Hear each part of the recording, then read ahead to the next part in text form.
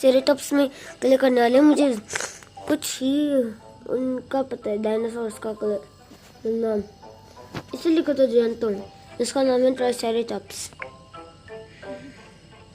मैंने जितना सुना है कि ट्राइसेरेटॉप्स जैसे दिखते हैं, ये सब मैं इनमें कलर करने वाला हूँ।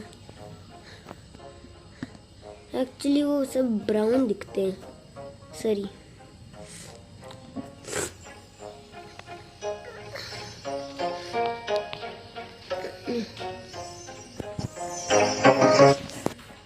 मतलब उसका तो एक ही कलर है उसका, और यहाँ पे ये चेयर अपने आप हिलने लगती है।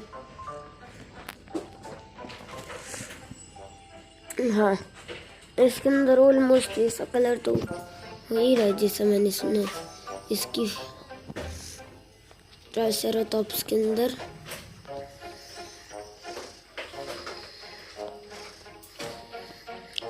और अभी इसके अंदर बहुत ज़्यादा कलर हो चुका है इसी, तो फिर अभी बेचारी किसी घूमे तो अलग ही कलर करेंगे।